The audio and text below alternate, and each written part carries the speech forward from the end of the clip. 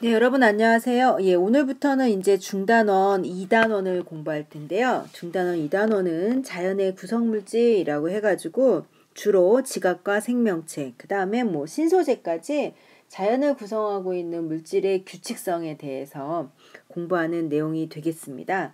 예, 교과서는 이제 57페이지를 펴시고요. 오늘은 그 중에서도 지각, 그다음에 생명체를 구성하는 물질의 규칙성에 대한 이야기를 해보도록 하겠습니다. 예, 오늘 학습 목표를 먼저 읽고 지나갈게요. 지각과 생명체를 구성하는 성분의 종류와 유래를 이제 설명해 볼 수 있다. 그 다음에 두 번째는 지각을 구성하고 있는 광물과 생명체를 구성하는 탄소 화합물이 규칙적인 화학 결합으로 만들어진다라는 것을 이제 설명할 수 있다라는 게 이제 내용입니다. 예, 교과서는 58페이지를 펴시고요. 이제 지각과 생명체를 구성하는 물질에는 어떤 것이 있는지를 이제 먼저 살펴보겠습니다. 일단 제일 먼저 탐구, 지각과 생명체를 구성하는 성분에서 지각과 생명체를 구성하는 성분이 무엇이며 이 성분들이 어디에서 유래되었을까를 한번 찾아보는 건데요. 일단 지각과 생명체를 구성하는 성분에 대한 이야기를 하기 전에요. 다 알고 있다시피 우주, 그 다음에 지구를 구성하는 성분부터 잠깐 살펴보고 지나가겠습니다. 일단 우주는 대부분 뭐 98%가 수소와 헬륨이라는 거 알고 있을 거고요. 이러한 수소와 헬륨은 빅뱅에 의한 우주 초기에 생겼다라는 거 다 알고 있을 겁니다. 그 다음에 지구요. 지구는 가장 많은 질량을 차지하고 있는 게 철. 얘는 어디에 있느냐? 핵에 있는 거죠. 그 다음에 이제 산소나 규소, 이런 애들은 지각에 많고요. 마그네슘, 이런 것들이 있습니다.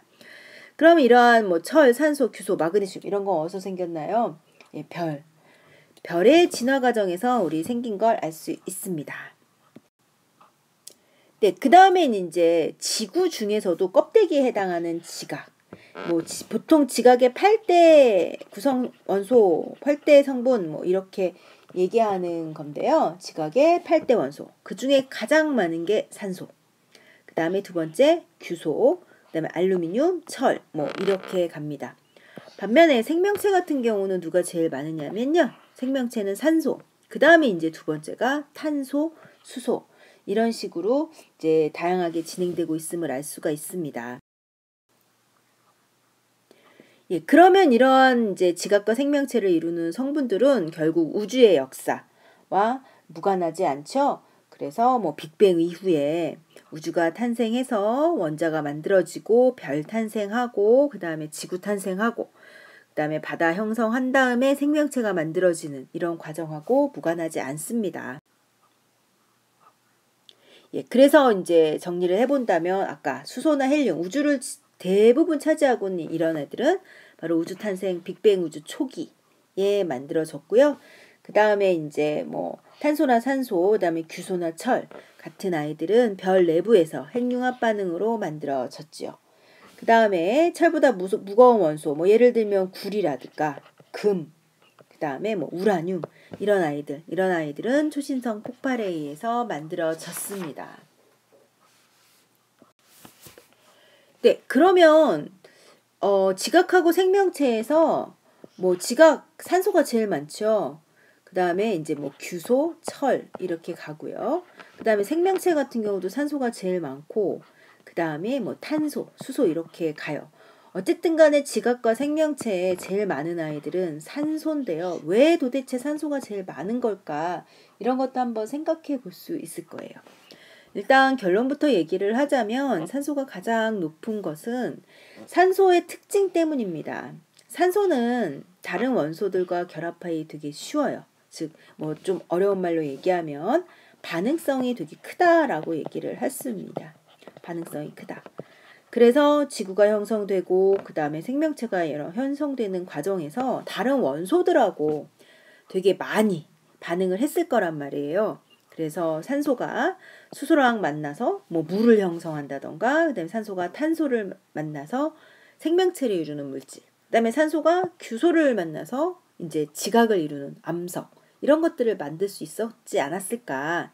그래서 반응성이 되게 커서 다른 원소들과 결합하기 쉬워서 다른 아이들을 많이 만들었다. 뭐 이렇게 설명을 할 수 있겠습니다. 네, 그러면 이제 산소 말고 왜 지구의 껍데기에는 규소가 많은데 생명체에는 탄소가 많겠느냐? 이것도 이제 규소와 탄소의 특성으로 설명을 해볼 수 있습니다. 일단은 탄소랑 규소는요. 탄소는 원자번호 6번, 그 다음에 규소는 원자번호 14번.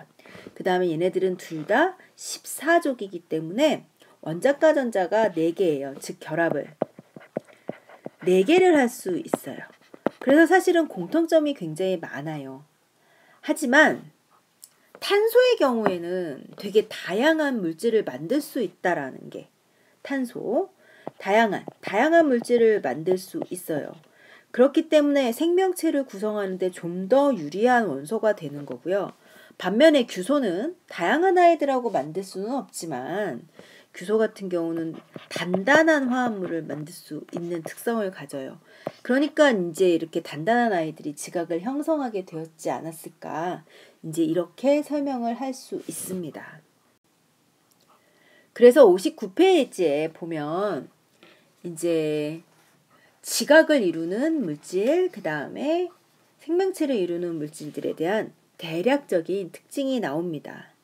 그래서 좀 더 구체적으로 지각을 구성하는 물질들을 보면 지각은요 다양한 이제 광물로 이루어져 있죠. 지각은 이제 돌멩이로 이루어져 있어요. 그 암석이라고 얘기를 하죠.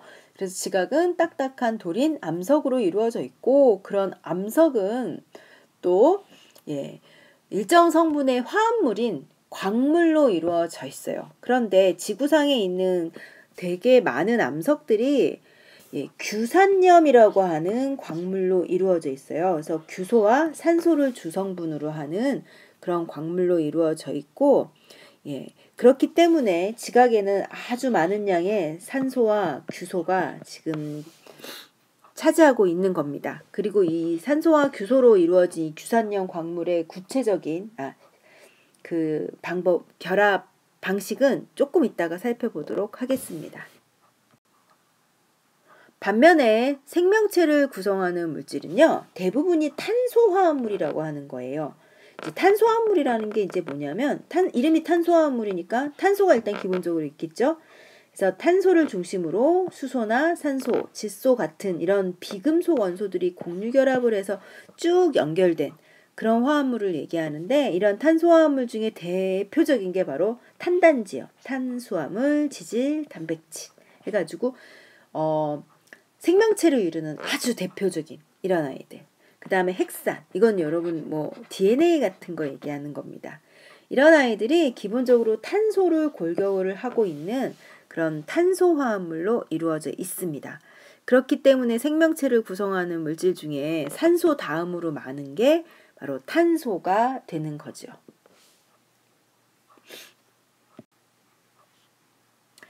그러면 이제 60페이지.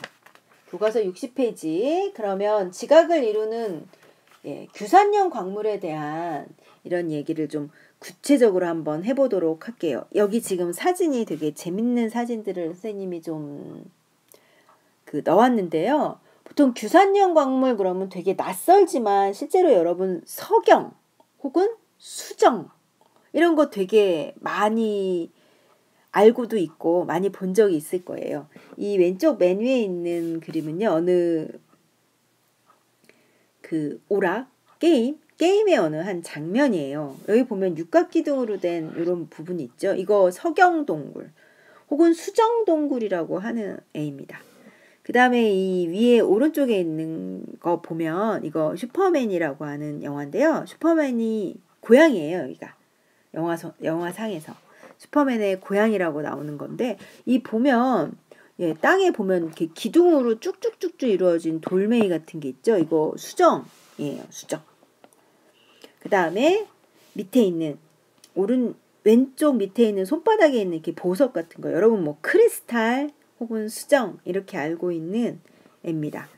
그 다음에 이제 아래쪽에 있는 거 석영, 수정 이런 애예요. 그러니까 석영이나 수정, 크리스탈 이런 거 일상적으로 여러분들이 많이 본 적이 있는데요. 이게 대표적인 규산염 광물이라고 하는 거예요. 그럼 이 규산염 광물이란 네, 규산염 광물이라고 하는 건 기본적으로 규소와 산소로 이루어진 이제 광물입니다. 근데 이제 규산염 광물은 종류가 여러 가지가 있어요. 뭐 아까 사진으로 봤던 석영 이런 애도 있지만 그다음에 흑운모 뭐 이런 아이들도 있거든요. 이때 여러 가지 그 규산염 광물은 규소와 산소가 결합해서 기본적으로 사면체를 이루고 있는 이런 규산염 사면체 얘를 기본으로 해서 얘네들이 다양하게 결합한 그런 광물을 규산염 광물이라고 얘기를 합니다. 그러면 이제 규소하고 산소가 결합된 기본 구조인 규산염 사면체가 뭐냐 하면 일단 규소를 볼게요. 규소는 원자 번호가 14번, 그러니까 전자를 14개 가지고 있는 애입니다. 그 14개를 전자 껍질에 이렇게 넣어보면요. 가장 안쪽에 2개, 그 다음에 8개, 그 다음에 가장 바깥쪽 껍질에 이렇게 4개가 있어요. 원자가 전자가 4개인 거죠. 원자가 전자가 4개라는 건 공유결합을 4개 할 수 있는 아이라는 얘기예요. 그래서 이 규소는 산소하고 공유결합을 이렇게 4개 하고요. 이 4개는 그 중심에 규소가 있고 나머지 4개의 산소가 사면체의 꼭지점을 이루고 있는 사면체 모양으로 형성되어 있는 이러한 것입니다. 근데 이 규산염 사면체라고 하는 건 이 규산염 사면체 자체가 하나의 뭐 독립적인 이런 물질은 아니에요. 그냥 규산염 광물의 어떤 단위가 되는 부분이다라고 얘기를 할 수가 있어요. 그래서 이 규산염 사면체는 규소에 4개의 산소가 결합되어 있는 건데 이 여기 보면 이제 전하가 쓰여 있기는 한데요. 이게 이제 뭐냐 하면 규산염 사면체는 보통 규소가요. 이제 4+를 띄고요. 그다음에 산소가 2-를 띱니다. 공유 결합인데 이렇게 계산을 하면 그래서 총 규산염 사면체를 보면 규산염 사면체 자체는 음전하를 띠고 있어요.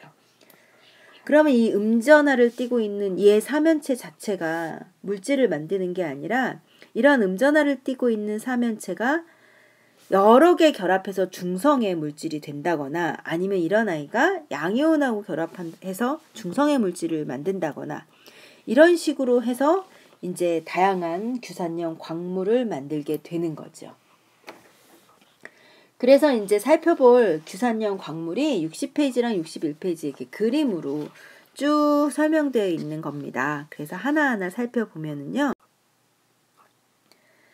일단 규산염 광물 중에 가장 간단한 게 바로 독립형 구조를 가지고 있는 이러한 광물로 일단 규산염 사면체 하나하나가 독립된 물질을 만드는 거고요. 이때 규산염 하나하나는 음전하를 띠기 때문에 이렇게 음전하를 띠고 있는 규산염 음이온이 규산 음이온이 마그네슘이나 철 같은 양이온하고 결합을 해서 이렇게 독립적으로 요런 사면체 하나가 양이온하고 결합해서 만들어진 요 하나하나 이런 아이들이 이제 쌓여서 광물을 만들게 되는 거죠.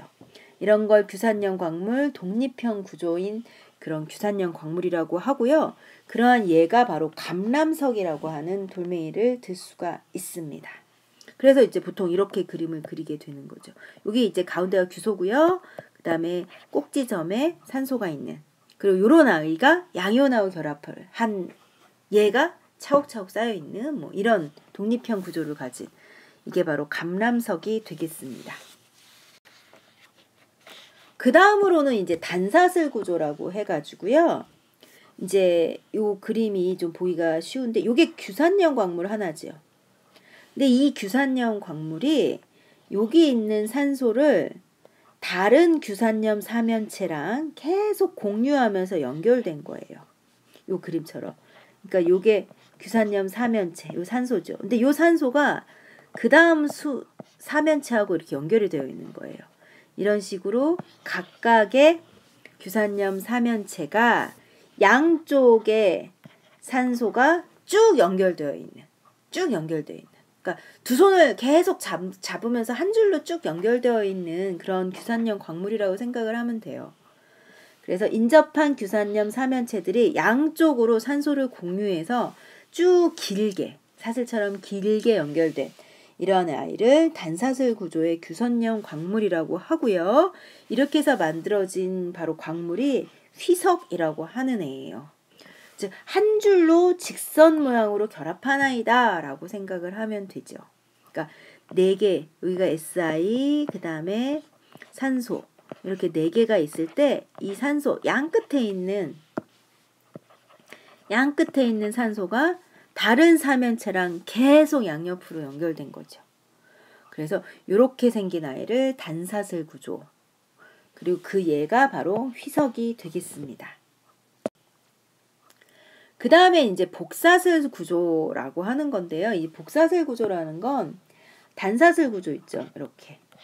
이렇게 해서 연결되어 있는 단사슬 구조. 이렇게 단사슬. 이게 좀 그림이 보기 어려운가요? 요게 이제 규소예요. 가운데 있는 규소. 가운데 규소. 그 다음에 그 규소가 이제 4개의 사면체에서 4개의 산소랑 결합을 하는데 이렇게 결합을 해가지고 이런 아이들이 단사슬을 만들죠. 근데 이런 단사슬이 단사슬 2줄이요. 2줄이 여기서 또 이렇게 결합을 한 거라고 생각을 하면 돼요. 여기서 또 결합을 2줄이 중간중간에 이렇게 한 줄, 그 다음에 2줄이 여기서 결합을 한 거죠. 중간에.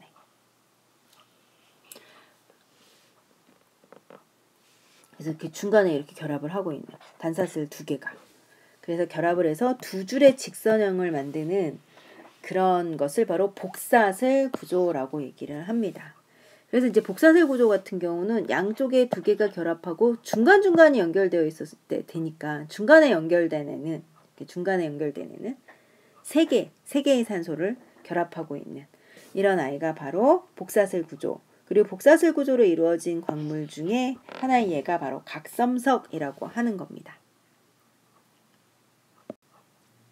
예, 그 다음에 나오는 게 이제 판상구조라고 하는 건데요. 판상구조라고 하는 건 이제 뭐냐면 이렇게 SI가 가운데 있고 이렇게 있죠. 근데 이 3개가 그러니까 얘를 한번 이렇게 위에서 본다고 생각하면요. 위쪽으로 산소가 하나 있고 아래쪽으로 이렇게 3개가 있겠고 가운데가 SI가 있겠죠. 그래서 이 위쪽으로 뻗어 있는 거 빼고 이 나머지 3개가 모두 다른 아이랑 결합을 하고 있는 거예요. 모두. 그래서 얇은 판 모양으로 계속 결합을 하고 있는 거예요. 규산염 사면체 중에 산소 3개가 다른 규산염 사면체랑 계속 결합을 해서 이제 한 층짜리 얇은 판을 만들었어요. 평면구조. 그래서 이렇게 한 겹 쌓여 있는 판이 얇은 판이 계속 쌓여 있는 그런 형태의 구조. 그래서 판상구조라고 얘기를 하는 거예요. 이런 아이가 이제 대표적으로 운모, 흑운모 이런 걸 들 수가 있습니다. 이렇게 사진을 보면 돌이 이렇게 얇게 점여지는 애들이 쭉 쌓여 있는 느낌이 들죠. 이런 게 바로 판상구조입니다. 이제 그 다음에 이제 망상구조인데요. 망상구조는 뭐냐면 SI가 있고 이렇게 산소가 4개 있죠. 근데 이 모든 산소가 이제 다른 사면체랑 계속 공유 결합을 하고 있는 거예요. 모든 4개가. 즉 위아래 사방으로 입체적으로 계속 쌓여 있는 거죠. 그래서 마치 그물망이 연결되어 있다. 그물망이 연결되어서 규산염 사면체의 산소 4개가 모두 공유 결합을 다 하고 있는 거예요. 그래서 그물망이 연결된 것 같다 해서 3차원으로 아주 복잡하게 연결된 그런 아이인 거고, 이렇게 SI 규소랑 산소만으로 이루어진 규산염 사면체만으로 이루어진 게 바로 석영입니다. 반면에 이제 장석이라고 하는 거는 중간에 SI 말고 가끔 가다가 알루미늄 같은 다른 양이온들이 중간중간 껴 있어요. 이런 애가 바로 장석입니다. 그래서 이거 이제 규산염 광물 같은 경우는 여러분이 직접 그림을 그려서 연결을 한다거나 뭐 이런 거는 조금 복잡하니까 쉽지 않더라도 사진이나 결합 모양을 보고선 얘가 어떤 구조를 가진 애다라는 거 정도는 구별을 할 수 있어야 됩니다. 그래서 이게 볼게요. 이 사진을 여러분 보면서 한번 구별할 수 있나 한번 보세요. 예. 처음에 요거 같은 경우는 독립구조인 거죠. 그래서 독립구조인 광물들이 있습니다. 예, 감람석. 반면에 얘 같은 경우는 삼연체가 계속 연결됐어요. 양 끝에 두 개, 산소 두 개가 이제 공유를 하고 있는 거죠. 요거 단사슬 구조, 예, 대표적인 얘가 휘석. 그 다음 얘는 두 줄이죠. 한 줄, 두 줄. 그리고 이제 중간중간 연결되어 있어요. 그래서 산소 두 개 내지 세 개가 공유되어 있는 이런 애가 바로 복사슬 구조, 각섬석. 그 다음에 이제 요 판상 구조, 육각형 같은 게 계속 쭉 얇은 판으로 되어 있죠. 그러니까 삼연체 중에 세 개의 산소가 계속 결합을 하고 있는, 공유되어 있는 이런 아이입니다. 바로 흑음모. 그 다음에 얘는 아주 복잡하죠. 그물망. 삼연체에 있는 산소 4개가 모두 다 공유되어 있는 이런 아이입니다. 그래서 이건 석영이랑 장석 이런 걸 볼 수 있습니다. 참고로요. 독립구조에서 망상구조로 갈수록 즉 사면체, 규산염 사면체에서 산소가 많이 공유되어 있을수록 전체적으로 볼 때는 그러니까 독립구조는요. SI 하나에 산소가 4개 즉 SI하고 산소의 비율이 1대 4예요. 그런데 사면체가 쌓이면 쌓일수록 산소가 공유되어 있으니까 산소가 공유되어 있다는 건 두 개의 사면체가 각각 있으면 산소가 8개여야 되지만 중간에 하나가 산소가 공유되어 있으면 산소가 8개가 필요가 없죠. 즉 많이 공유되어 있으면 공유되어 있을수록 규소와 산소의 비율을 봤을 때 규소의 비율이 점점 커져요. 그래서 감람석, 즉 독립구조일 때는 SI랑 O의 비율이 1대 4지만 이렇게 망상구조까지 가잖아요. 그럼 SI하고 산소의 비율이 1대 2까지. 그래서 상대적으로 규소의 비율이 높아지게 됩니다. 그런 것도 산소를 공유함으로써 생기는 비율의 차이다 라고 한번 생각해 볼 수 있었으면 좋겠습니다. 그러면 61페이지에 확인이 있죠. 규산염 사면체를 이루는 모든 산소를 다른 규산염 사면체와 공유하는, 즉 산소 모두가 공유하는. 그래서 요렇게 생긴 아이를 보통 뭐라 그러냐면 망상구조를 가지고 있는 애죠. 근데 이런 망상구조를 가지고 있는 애 중에 규소와 산소만으로 이루어진 애가 누구냐 하는 겁니다. 예, 망상구조인에는 석영하고 장석이 있는데 장석은 규소 중의 일부분이 다른 금속으로 바뀌어 있는 거기 때문에 규소와 산소만으로 이루어진 애는 석영이라고 할 수 있습니다. 네, 그 다음에 이제 62페이지로 갈 텐데요. 이제 62에서는 지각을 이루는 생명체가 아니라 그러면 생명체를 이루고 있는 그 물질은 어떤 것이며 그 안에는 어떤 규칙적인 결합을 발견할 수 없겠느냐 하는 겁니다. 네, 일단 생명체를 이루고 있는 것은 사실 생명체의 종류에 따라서 뭐 좀 조금씩 다르기는 하지만요. 생명체를 구성하고 있는 뭐 지방 혹은 지질이라고 해요. 그 다음에 단백질, 그 다음에 탄수화물.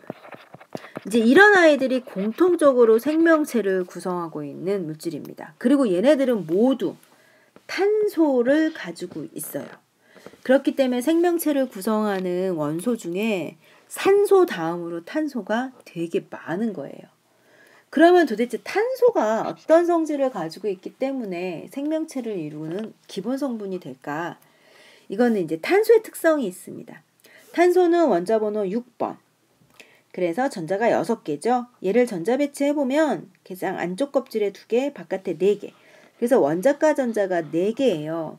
그래서 이 원자가 전자 4개인 탄소는 최대 공유 결합을 4개 할 수 있어요. 그래서 여러분들이 저 앞에 단원에서 탄소는 공유 결합을 4개 하니까 수소 4개랑 결합해서 이렇게 메테인 분자를 만들 수 있다라고 하는 CH4 메테인 분자를 만든다 라고 하는 걸 배웠어요. 그런데 탄소는 이렇게 수소 4개랑 결합해서 메테인 분자를 딱 만들고 끝내는 게 아니라 이거보다 훨씬 다양한 물질들을 만들 수 있습니다. 뭐 62페이지에 해보기를 보면요. 이렇게 직접 탄소 골격을 만들어 보는 게 나오는데요. 이거는 뭐 실험 시간이나 수업 시간에 한번 해보도록 하고요. 결론부터 63페이지 살펴본다면 일단 탄소는 되게 독특해요. 탄소는 공유결합을 4개, 최대 4개를 할 수 있는데 탄소는 일단 자기끼리 계속 연결될 수가 있어요. 즉 탄소 한 개가 4개의 결합을 하면 메테인으로 끝나지만 탄소는 4개의 결합 중에 일부를 자기들끼리 계속 연결될 수 있어요. 그래서 뭐 탄소가 1개짜리도 있지만 탄소가 2개짜리, 3개짜리에서 탄소가 10,000개 뭐 이런 식으로 연결된 아주 다양한 아이들을 만들 수가 있습니다. 그뿐만이 아니라 두 번째는 탄소가 자기네들끼리 연결되면서 아주 다양한 모양을 만들어요. 그래서 이렇게 길게 연결된 걸 우리는 보통 사슬 모양으로 연결되어 있는 아이다 라고 얘기를 하고요.